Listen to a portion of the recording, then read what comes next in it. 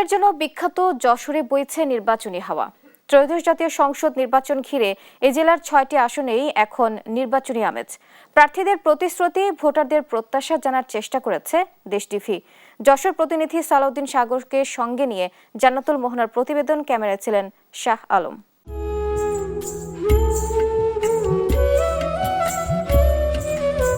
সারি সারি রঙিন ফুল, শতাব্দী পুরনো রেইন ট্রি, খেজুরের গুড়, এই তো যশোর। পলাশীর যুদ্ধের ২ যুগ পর প্রতিষ্ঠিত দেশের প্রথম হানাদার মুক্ত জেলা এবং দক্ষিণ পশ্চিমের অর্থনীতির প্রাণকেন্দ্র যশোর মেতে উঠেছে ত্রয়োদশ সংসদ নির্বাচনের আমেজে। এ জেলায় সংসদীয় আসন ৬টি। আসনগুলো নিজেদের দখলে রাখতে নানা হিসাব কষা শুরু করে দিয়েছে রাজনৈতিক দলগুলো।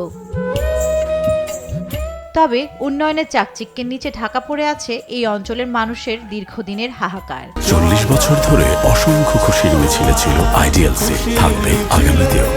এলাকার কৃষকদের পাশে যারা দাঁড়াবে, যারা এই এলাকার উন্নয়নের কাজ করবে, তরুণদের পাশে দাঁড়াবে, তরুণদের কর্মসংস্থানের ব্যবস্থা করবে, এমন একজন সৎযোগ্য প্রার্থীকে আমরা নির্বাচিত করব, যিনি জনগণের জন্য কাজ করবেন এবং প্রো পিপুল হবেন। দলীয়করণ করবে এমনটা না, আমি আসলে যোগ্য, আমার কাছে যাকে যোগ্য মনে হবে আমি তাকেই ভোট দিব। যে ইনশাল্লাহ ভালো আমাদের চাষির জন্য দেখবে, আমরা ইনশাল্লাহ তাকেই ভোট দেবো।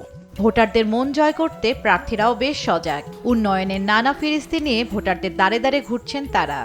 আমি মনে প্রাণে এই কপোতাক্ষ নদকে আবার পূর্বের ন্যায় বহমান করতে চাই, এবং যদি সংসদে কথা বলার পরিবেশ এবং সেই যদি জনগণ আমাকে দেয়, তাহলে আমি সেটি বহমান করব ইনশাল্লাহ। জামাত ইসলামী যদি সরকার গঠন করে, তাহলে একজন এমপি হিসেবে আমি আমার সেই সরকারকে প্রভাবিত করব, সেই সরকারকে আমি চাপ দেওয়া বলবো, আমি চেষ্টা নেব যে আমি যে কথাগুলো আপনার বললাম, যে কাজগুলোর কথা, সেই কাজগুলো বাস্তবায়ন করার জন্য। তবে প্রতিশ্রুতি নয়, স্থায়ী সমাধান চান যশোরবাসী।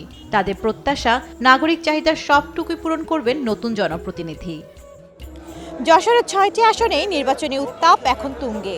সাধারণ ভোটাররা বলছেন, ফুল, গুড় এবং বাণিজ্যের এই জেলাকে যারা জলাবদ্ধতার অভিশাপ থেকে মুক্তি দেবেন এবং বেনাপোল বন্দর কেন্দ্রের সিন্ডিকেট ভাঙতে পারবেন, তাদের গলায় ঝোলানো হবে এবারের বিজয়ের মালা। জান্নাতুল মোহনা, দেশ টিভি, যশোর।